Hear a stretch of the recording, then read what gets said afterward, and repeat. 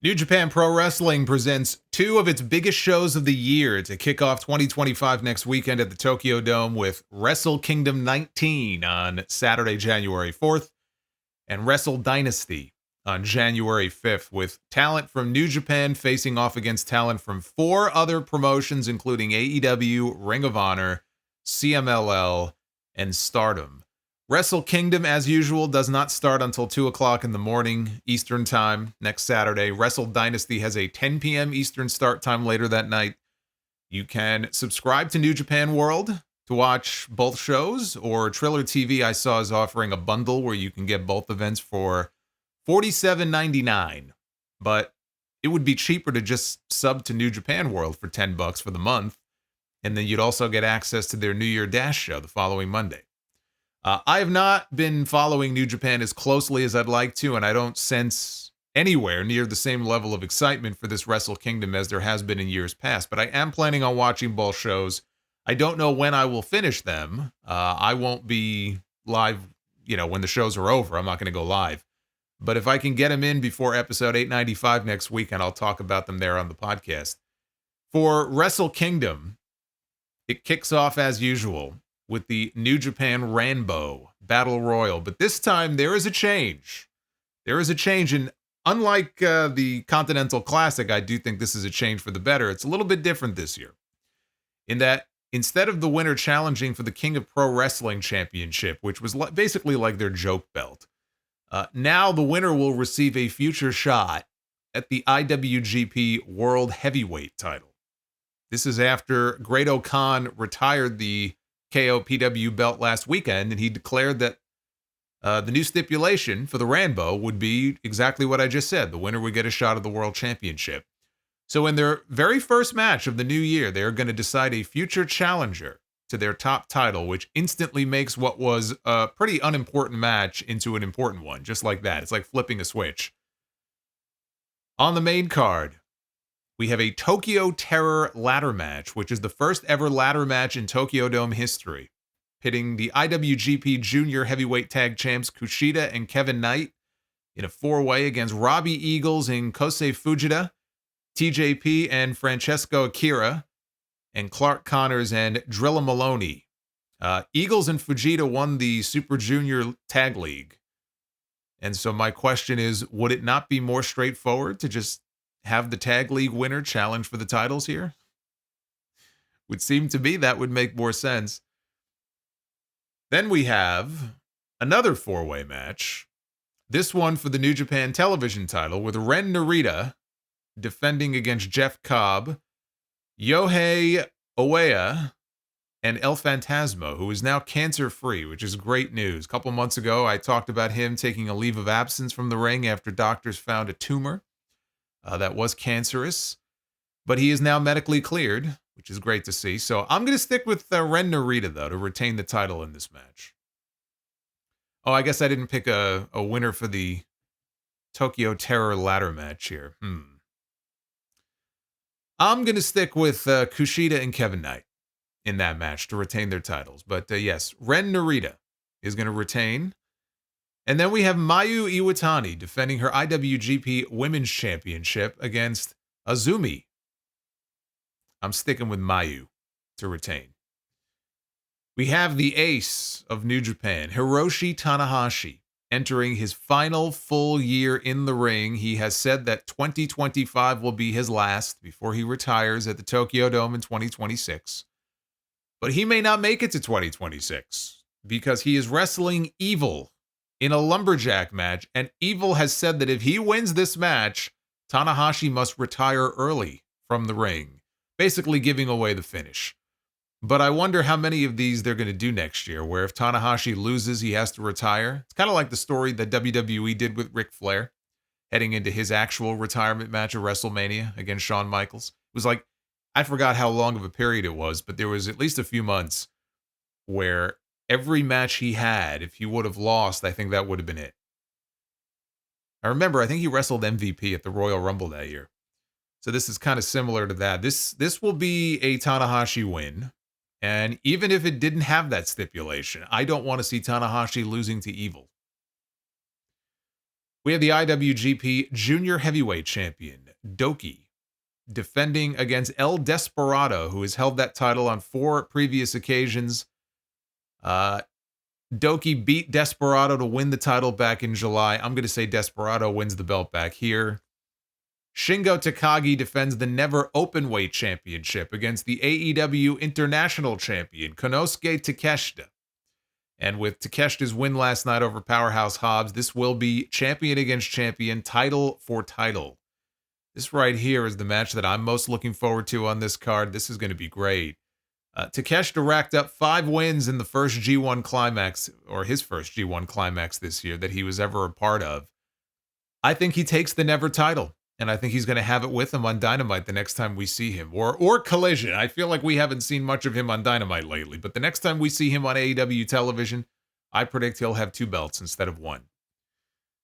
We have David Finlay defending the IWGP Global Championship against Yota Tsuji, this year's New Japan Cup winner. 1 year ago at the Tokyo Dome, David Finlay beat out Will Ospreay and Jon Moxley to become the first ever global champion, which only made sense because he was the lone New Japan contracted talent in the match, and it was a great match. Yota Tsuji is someone who, like a Shota Umino, is seen as one of the younger names. He's 31 years old, but one of the younger names who could take the spot from the vets as they age out to help carry this company going forward. You know, Okada is gone. Ospreay is gone. Jay White is gone. Tanahashi is retiring. Tetsuya Naito, he's probably nearing the end soon too. So they need guys like this to step up. I would do a title change here, but Tsuji beat Finlay twice in the G1 this year, and I'm not expecting him to go over 3 straight on Finlay, so I'm going to say David Finlay retains. Speaking of Naito, he takes on Hiromu Takahashi. Naito just underwent his 4th eye surgery. This was his first surgery on his left eye. He's already had 3 surgeries on the right one. People talk about how bad his knees are. His eyes are even more fucked up. He says, like, when he looks at the ground, he sees 2 pieces of ground, one flat and one sort of at an angle. And because of that, his feet are very unsteady. So when he's in the ring, he says he also sees 2 opponents instead of 1. So he's not able to fully concentrate on the match, which is dangerous, right? It's dangerous for him, and it's dangerous for whoever he's in the ring with. I mean, I know with the surgeries that he's had on the other eye, he was complaining about having triple vision, which again, made it very dangerous to be in the ring. But what happened is one of the muscles supporting the eye was paralyzed. So this was surgery number 4 between the 2 eyes. It's a first-time ever match between these two. It was originally supposed to take place in March of 2020 at their anniversary show, pitting the IWGP champion against the IWGP Junior champion, but the pandemic shut everything down, and it never happened. And ever since then, Hiromu has been trying to earn that match with Naito, and only now is he finally getting it, even after the 2 of them just won the World Tag League tournament a few weeks ago. So they're going to be challenging for tag team gold very soon. But both men, they're also members of the same faction, Los Ingobernables de Japón. Naito helped train Hiromu. Naito has been a mentor to him. I'm going to say the student beats the teacher here. I'm picking Hiromu to win. And in the main event, Zack Sabre Jr. defends the IWGP World Heavyweight Championship against Shota Umino. For the first time in 20 years, the Wrestle Kingdom main event will feature 2 first-time Tokyo Dome headliners. And history is going to be made in another way, because we're either going to have Zack Sabre retaining and becoming the first foreigner to ever win a Wrestle Kingdom main event, and I have to specify Wrestle Kingdom because Brock Lesnar beat Shinsuke Nakamura at the Tokyo Dome in the main event in 2006, but it wasn't yet branded as Wrestle Kingdom, so it doesn't count. So either that happens, or we get a new first-time ever IWGP champion. But this is still the weakest Tokyo Dome main event in years, in terms of star power. There's no big draw here. Umino is still unproven in this spot, and Sabre, as great as he is, has basically occupied the underneath spot for years. And then a few months ago, he finally got the big belt. Sabre won the G1 this year. He only took 2 losses in his block. One of those losses came at the hands of Shota Umino. So he has beaten Sabre before, but if Sabre can get past Umino, he is going to defend that title against Ricochet the next night at Wrestle Dynasty, and I just don't see him dropping the title here. 24 hours before he defends against Ricochet. So I've got Sabre retaining.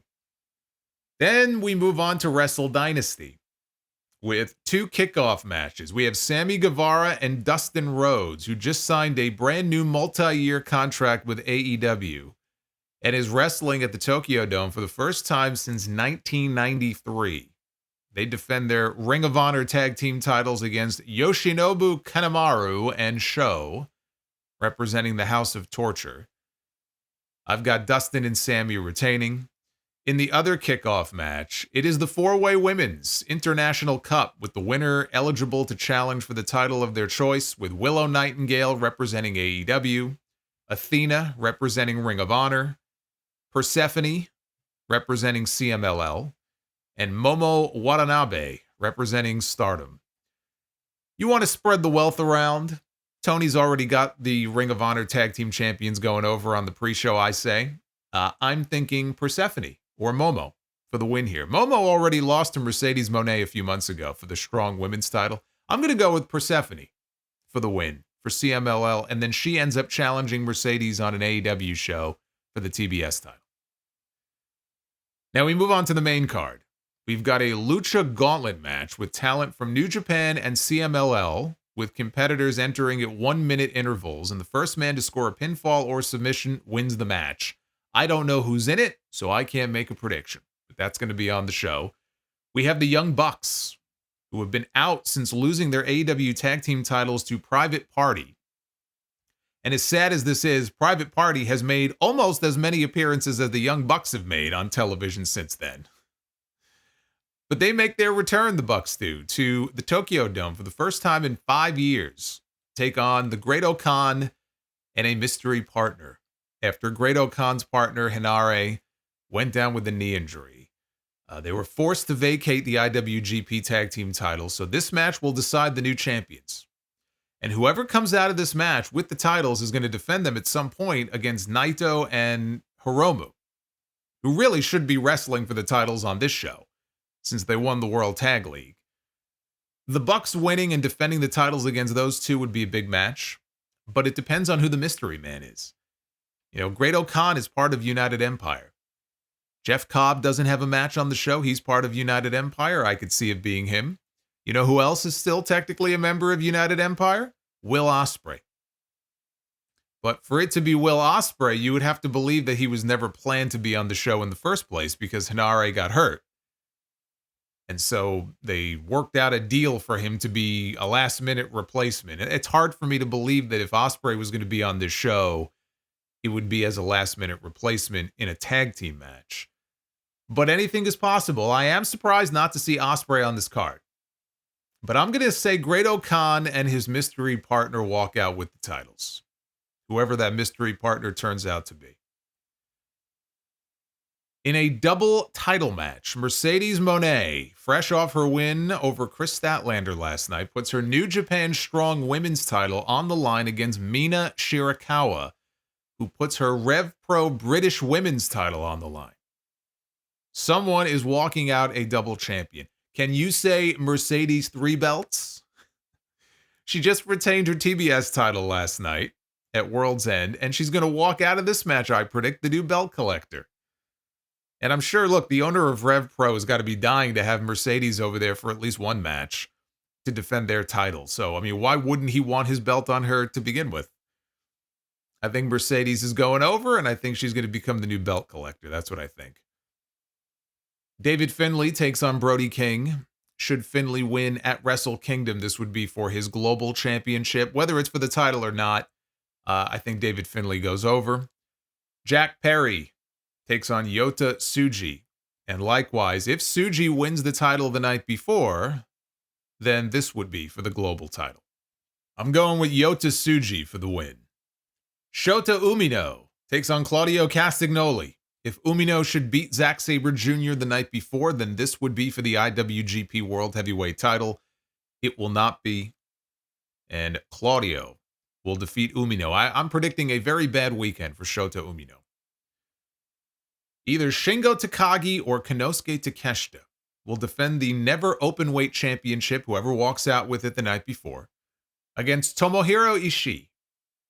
I think it's going to be Takeshita, and after retaining his international title last night, that means that he would be defending both belts against Ishii. And if he does, there is no chance that Ishii wins this match. This will be a win for Takeshita.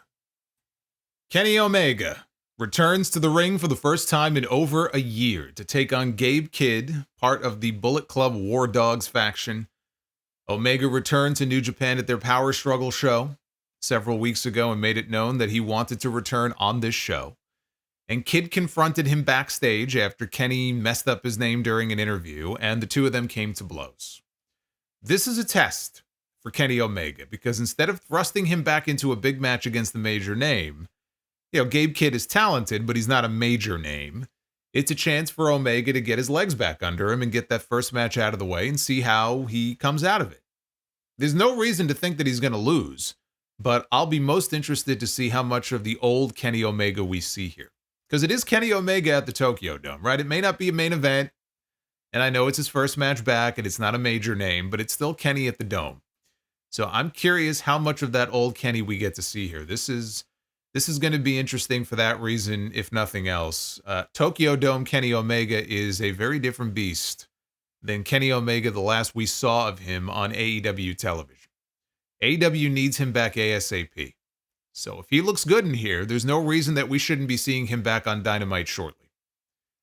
I understand maybe easing him back into things. His health comes first. But if he's healthy, he needs to be back on TV. So I'm going with Kenny Omega for the win. And Zack Sabre Jr. takes on Ricochet. Should Sabre retain his IWGP World Heavyweight title on the night before, this will be a championship match. It is their first singles match since 2017. And for Ricochet, his first Tokyo Dome match since the tag team gauntlet match that he was a part of at Wrestle Kingdom 11. In their last 3 singles matches against each other, Sabre is 0 for 3 against Ricochet. Ricochet is not winning the IWGP title. The man who was draped in toilet paper the other night is not walking into the Tokyo Dome and winning the IWGP championship. And I do believe that this will be a championship match, because I've got Sabre retaining the night before, but it should be a great match regardless. Ricochet, again, he's in the middle of this character change. We'll see how much of that cocky attitude plays a role in this match. It should be great, but it's going to be a Zack Sabre Jr. win. And those are your Wrestle Kingdom and Wrestle Dynasty cards for next weekend. Again, I'm going to try to watch as much of it as I can before the next show, and if I do, we'll talk about it on the podcast.